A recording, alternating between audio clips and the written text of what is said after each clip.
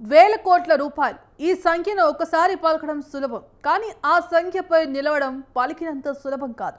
తెలంగాణ ప్రభుత్వం చెప్పింది బయో ఇంధన రంగంలో 1000 కోట్లు పెట్టుబడి రాష్ట్రానికి రాబోతోంది అని.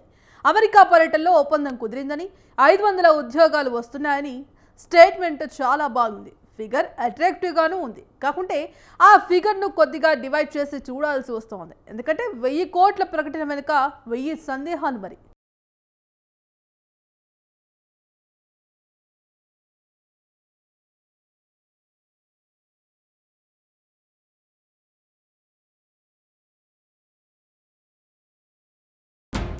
1000 కోట్ల రూపాయలు.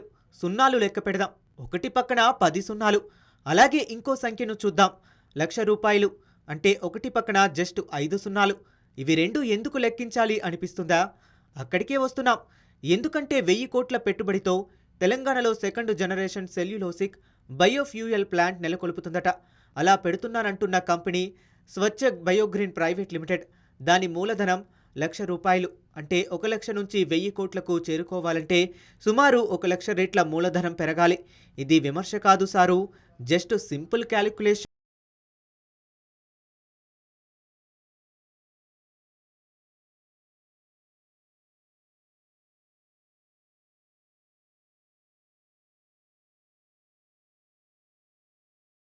స్వచ్ఛ బయోగ్రీన్ ప్రైవేట్ లిమిటెడ్ కంపెనీ వయసు చాలా చాలా ఇంపార్టెంట్.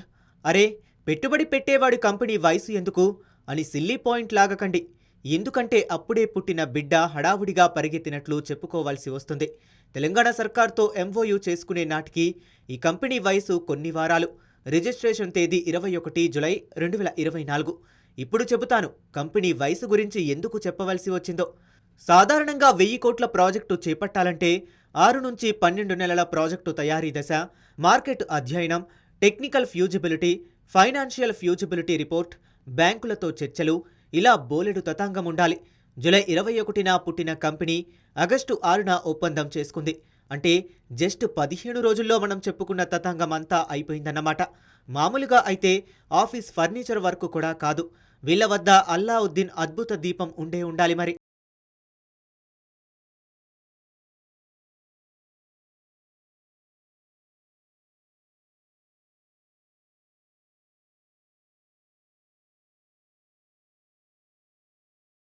అరే, ఎప్పుడు నెగిటివ్ కోణమేనా?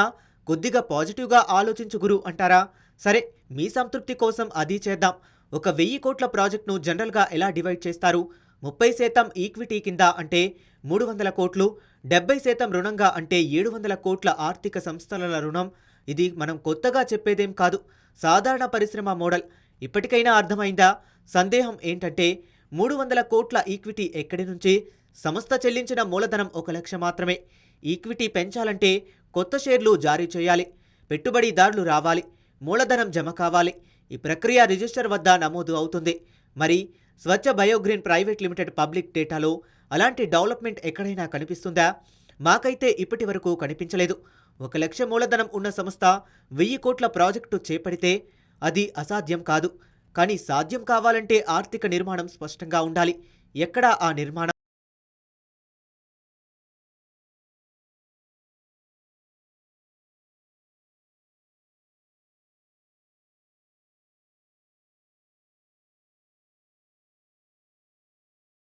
బ్యాంకు రుణ ధృవీకరణ ఎక్కడా? ఈక్విటీ పార్ట్నర్షిప్ డాక్యుమెంట్ ఏది? విదేశీ పెట్టుబడికి సంబంధించిన పర్మిషన్ ఉందా?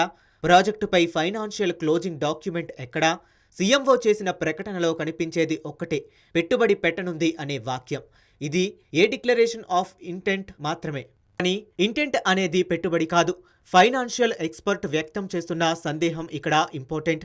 అది కొత్త సంస్థకు 1000 కోట్ల ప్రాజెక్టు అప్పగించాలంటే కనీస అర్హతలు ఏమిటి? గత పనితీరు ఉండాలి, నెట్వర్త్ ఉండాలి, బ్యాంక్ గ్యారంటీలు ఉండాలి, మార్కెట్ అనుభవము ఉండాలి. ఈ 4లో ఏదైనా పబ్లిక్గా కనిపిస్తుందా? స్వచ్ఛ బయోగ్రీన్ ప్రైవేట్ లిమిటెడ్ విషయంలో సమాధానం సింపుల్.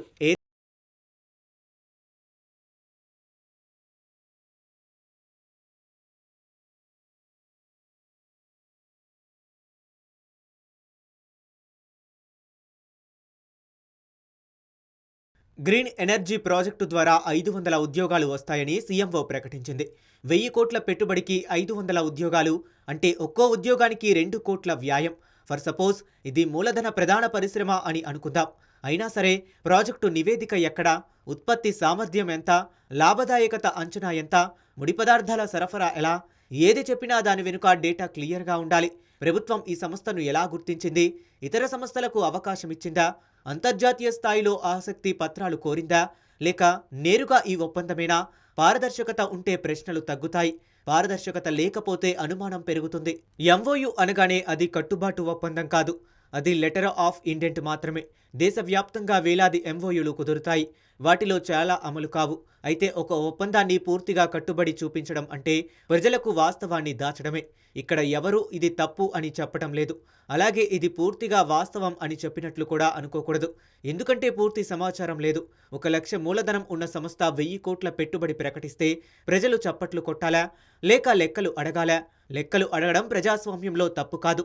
ప్రభుత్వం చేయాల్సింది ఈ ప్రాజెక్టుకు సంబంధించిన పూర్తి ఆర్థిక నిర్మాణాన్ని ప్రజల ముందుంచడం.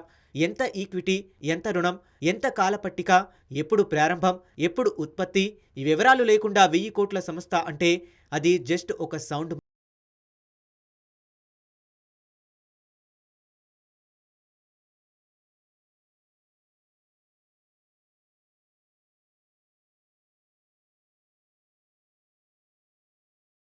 చివరిగా ఇంత పెద్ద ఒప్పందం కుదుర్చుకున్న స్వచ్ఛ బయోగ్రీన్ ప్రైవేట్ లిమిటెడ్ కంపెనీ ఎవరిది? సందేహం రావడం సహజం. కంపెనీలో 2 డైరెక్టర్లు, ఒకరు వేదవల్లి శివానందరెడ్డి, మరి రెండో వారు అనుముల జగదీశ్వరరెడ్డి. ఒకసారి థింక్ చేయండి, ఆలోచించారా? ఎస్, మీ ఆలోచన కరెక్టే. కంపెనీ ఎవరిదో అర్థమైంది కదా, ఇంకా చెప్పాల్సిన పని లేదు. ఈ కథ ఇంతటితో ముగిసింది కాదు, జస్ట్ మొదలైంది అంతే.